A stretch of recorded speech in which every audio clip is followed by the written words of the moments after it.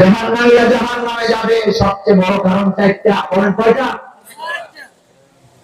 হাত পা বেঁধে যখন জাহান্নামের দিকে নেওয়া হবে, জিজ্ঞেস করা হবে মা সালাকাকুম ফি সাকার। এটা তো খারাপ জায়গা, এটা তো আগুনের কুণ্ডলী, জাহান্নামে কেন যাও, কেন জাহান্নামে যাচ্ছ? তারা প্রথম কথা বলবে নামাজি ছিলাম না, যার কারণে জাহান্নামে। মিসকিনকে খেতে দিতাম না, যার কারণে জাহান্নামে। গ্রামে গঞ্জে এখনো ভিক্ষুক আসলে ভিক্ষা দেওয়া, কিন্তু বড় লোকের বাড়িগুলো এখন গেট তালা দেওয়া থাকে। কথা ঠিক কিনা? বড় লোকের বাড়ি গেটটা তালা দিয়ে রাখে, ভিক্ষা চাইলে ভিক্ষাও দেয় না, ভিক্ষুককে ঢুকতেও দেয় না, এমন বড় লোক আছে না। দান করা যখন কমে, সমাজে গজব নাযিল করে কে? আগের দিনের মুরব্বী মায়েরা বোনেরা যখন রান্না করতেন চাউল মাইফা নিতেন, এটা সুন্নাত। কিন্তু চাউলটা মাইফা নেওয়ার পরে ওখান থেকে এক মুষ্টি চাউল আলাদা করে রাখতেন। কথা বলতেন, এটা কেন রাখতো? মুরসাল কয়টার এটা কি লেগে রাখছে? দান করার জন্য রাখছে, এটা মসজিদের জন্য রাখছে, মাদ্রাসার জন্য রাখছে, যার কারণে তখন বরকত আসছিল। এখন আর মন আসেনি, বরকত বাড়ছে না, কমছে। আল্লাহ নবী বলেছেন, খবরদার খাবারের কোন পাতিলের ঢাকনা বারবার উঠে দেখবে না। মায়েশা বলেন, আল্লাহ নবী দিনের সময় আমাদেরকে সোয়াশের আটা দিয়ে গেছে। মায়েশা বলেন, ঢাকনা লাগানো ছিল পাতিলে, আটা নিচ্ছি রুটি বানাচ্ছি খাচ্ছি, আটা নিচ্ছি রুটি বানাচ্ছি খাচ্ছি, কিন্তু আটা শেষ হয় না। অনেকদিন পরে মনে পড়ছে রাসূলুল্লাহ তো আমাদেরকে মাত্র সোয়াশের আটা দিয়ে গেছে, দেখলে আমার কদ্দুর আছে, কয়েকদিন পরে আটা শেষ হয়ে গেছে। আমার কাছে মনে হলো যেন উল্টায় না দেখতাম, এত তাড়াতাড়ি শেষ হতো না। আজকে বাড়িতে যে মা বোনদেরকে বলবেন, বললাম আমাদের এলাকায় বলে গেছেন, পাতিলায় যখন ভাত রান্না করা হয় বারবার ভাতের দিকে তাকাবে না, উল্টায় দেখবে না কদ্দুর আছে, বিসমিল্লাহ বলে ডান দিক থেকে দিতে থাকবে, বরকত দিবে কে? তরকারি পাতিল ঢাকনা থাকবে, বিসমিল্লাহ বলে ডান দিক থেকে দিতে থাকবে, বরকত দিবে কে? উল্টায় চাইলে বরকত শেষ। এটা হাদিস শুনাইতেছে, উল্টায় দিলে বরকত। আগের দিনের বরকত তেলের বোতল আছে কদ্দুর, হ্যাঁ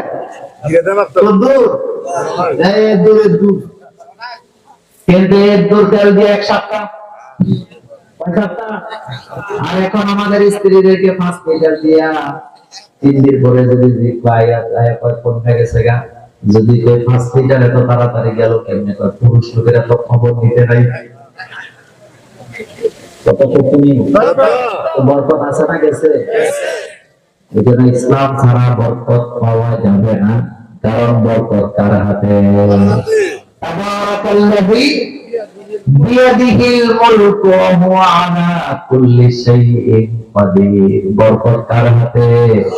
আরো জোরে বলে, বরকত পাইতে হলে আল্লাহর আইন মানার দরকার আছে না? রান্নাঘর থেকে নিয়ে রান্নাঘর অঞ্চল নেতা রান্নাঘরে আল্লাহর আইন আসেনি, খাবারের টেবিলে আসেনি, বিচারালয়ে আসেনি, সংসদ ভবনের জন্য আল্লাহর কোরআনে আইন আছে না? আল্লাহর আইনের জন্য তাদের কাঠমিরা রাজি আছে না? রাজি আছেন? কোরআনের জন্য আমরা কয় দল? একদল। কয় দল? নবীর জন্য আমরা কয় দল? দ্রুত আনতে হবে। আমি মানুষ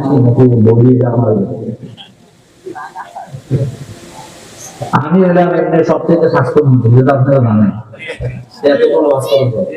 আমার ওয়াজ হলো একদম, আমি পারি না, এটা আমার দুর্বল। অনেকে আমার 3 ঘন্টা দিল, 2 দিল, সেটা তো আছে না। সারা রাতের ওয়াজে কোনো বরকত নেই। এই যে ভোলা গেছি এক মাসিকে, বুঝি ইলিশে গাছ ঠিক আছে। তো ওইখান থেকে তো রাত্রে আর আসার সুযোগ নেই, কুয়াশা বা সমুদ্র পাড়ি দিতে হয়। এখন কমিটি আমার 7টা সকালে, আপনার 7টা বাজে লোক। তো কমিটি আমি বলছি ভাই ফজর নামাজ পড়ে গেলে প্রথম নামাজ দরকার তোমার দ্বিতীয় পরের দিনে মাফি পাবো না। ফজর কোনো টেনশন করেন না, একেবারে ফজরের আগে এসে হাজির হন। আমি বললাম ভাই সাবধান, পারবেন তো? কোনো সমস্যা। ফজরের নামাজ পড়ে আমরা বসে আছি, কিন্তু উনি আর মন ধরে না। লঞ্চ একেবারে ঈশা গাছের গাড়ির পাশে মাহফিল ছিল। এখন চোখ ডলতে ডলতে আইসা, চোখ ডলতে ডলতে আইসা আমি বললাম ভাই ফজরের নামাজ পড়ছো আজকে মিস হয়েছে, আজকে মাহফিল করাইছে, আজকে কথা তা আজকে কি মিস হওয়া জরুরি ছিল? তা আমরা যেহেতু আজকে মাহফিল শুনতেছি, আজকে ফজর আল্লাহ নোয়াখালীর ভাষা কইলাম আল্লাহ আওয়াজ ছোট কেন লাগবে? এত ছোট আওয়াজ দিয়ে কুমিল্লা বিভাগ তো জোরে দেন না কেন? বিভাগীয় ঝগড়া আছে না আমাদের দেশে? আমি নোয়াখালী যে মাহফিলে যাই বলা মানে তো হুজুর বিভাগ কোন আছে, আমি তো পুরো নোয়াখালী বিভাগ হয়ে যায়। আমি এক মাহফিলে করে আমরা 49 বছর ধরে আন্দোলন করে পাই না। আর তোমরা 2025 সালের নভেম্বর মাসে আর কি বলে অক্টোবর মাসে হঠাৎ ছায়া পেয়ে গেলে তোমরা 49 বছর অপেক্ষা করো। আমরা কত বছর? 49 বছর। এরা হলো 1.5 মাস।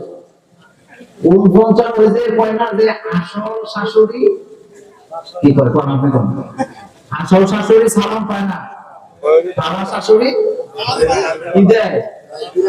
মার দেয়। তো ইনশাআল্লাহ আল্লাহ পাক যেন কবুল করেন, আমরা বলি আমিন।